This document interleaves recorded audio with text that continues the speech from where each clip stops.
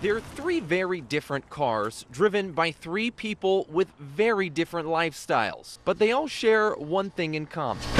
The Chevy Volt. Hey, can I plug in? The Nissan Leaf. I don't have a gas engine to take care of. And Arcimoto's concept car. Plugging it in when I get home and having a full tank every morning. Each car runs on electricity. When it was available, I jumped on it. A Cottage Grove resident, Carrie Bailey, is a Chevy Volt owner. I figured with the cost savings that I was going to have, it was only going to cost me about $200 a month to have a new car. The Volt is Chevy's first big push into electric cars. Then once I plug it in, this will talk to the charging device and tell it I'm ready to go, and then it goes ahead and sends the information over and you get your chirp. The batteries inside the Volt can run it for about 40 miles on pure electricity. Oh, I love it. Passing the gas stations all the time, that's great. On a standard 110 outlet, the Volt takes 10 hours to charge from a 0 to 40 mile charge. For Carrie, it's about 88 cents worth of electricity. One of the things that makes the Chevy Volt unique under the hood is not just its electric engine. Now on the left here is a gasoline-powered generator, and once the initial 40-mile charge battery is consumed in the Volt, the generator kicks on, burning gasoline, which then creates electricity, and that electricity can power the Volt for another 370 miles. Carrie uses just a bit of gas most days. His work commute is 75 miles round trip between Cottage Grove and Sutherland. At work, he plugs in for free. I'm paying less than $1 a day to drive my car almost 75 miles. As for the feel, It just takes right off.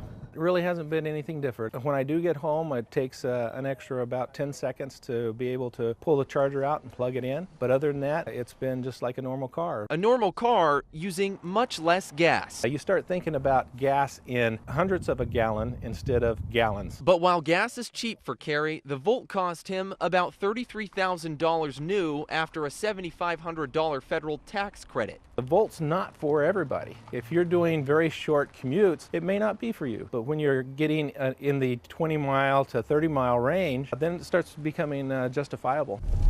On the other side of the road, the Charger is the same, but Nissan's electric car, the Leaf, is different. Lots of electric car envy, I can tell you that. Eugene resident Kirk Gebb has been driving a Leaf since early April 2011. It's a quiet vehicle. It's a very practical vehicle. For about $26,000 after a federal tax credit, the Leaf runs solely on batteries, getting around 90 miles on a full charge. It's a car. The only difference is what turns the wheel. From empty, a full charge takes 20 hours on a standard home outlet, half that on a special 220-volt charger, which can be installed at home. I've driven 500-something miles and then put in maybe about $7 worth of electricity. I challenge anybody, how far can you go on $7? While the Leaf is limited to about 90 miles per charge, I'm not going to take this car and drive it across the country to go to Washington, D.C. This isn't the car for that. most Americans, including Kirk, travel less than 40 miles per day. But it's definitely the car for me to drive every day in and out to work. It's the car to go to the grocery store. It's the car to take the trip out to the coast. Cutting the gas bill is big. I figure it's $250, $300, maybe even more a month savings in gas alone. But more cost savings comes in with the parts under the hood. As far as big maintenance items, there are none on this car. Roy Scheidenberger is a certified Leaf technician. There's no filters, no fuel filter, trans filter, engine oil filters.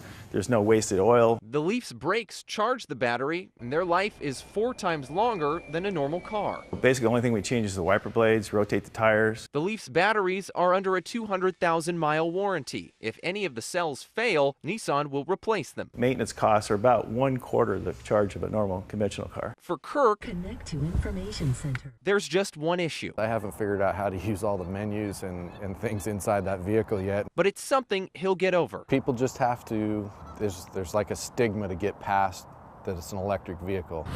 On the horizon, Eugene car maker Arcimoto with another different perspective. I was looking for something that was a sustainable way to get around town. Mark Frohnmeyer started Arcimoto in 2007, wanting an efficient car. Something that would land in between a bicycle and a car. Arcimoto's idea, a 3-wheeled electric-powered car with 40, 80, or 160 miles of range. The startup just unveiled its 5th prototype car in April called the SRK. It would start around $17,000, but would likely cost thousands less with tax credits. If you fit the common usage pattern You're driving mostly alone. Sometimes you have someone else with you. You're driving relatively short distance trips around town and so on. Then this is a vehicle for you. Depending on consumer interest and private investment, Arcimoto may start making its prototype in the next few years. In almost every car on the road today, we have extraordinary capabilities, even though we don't use them. Arcimoto is hoping slimming down the car to just what you need on the average daily commute will save consumers thousands. Once you start to see the really negative effects of that inefficiency, then switching to a more efficient way of doing it just seems like a clear path. For many drivers, though, switching off of gasoline is still a scary thought. But drivers like Carrie, who've made the switch, are not regretting it and still able to go just like they did with gasoline. Everybody has their own needs, but most everybody is looking at miles per gallon. How can I get from here to there at less cost? This is a car that can get you here to there to less cost. There's no reason that everybody shouldn't or couldn't be doing this other than the fact that they're not making the cars fast enough. As times have changed, Mark says drivers should consider change as well. We need to find a more efficient way, and efficiency is really, I think, going to be one of the very key drivers.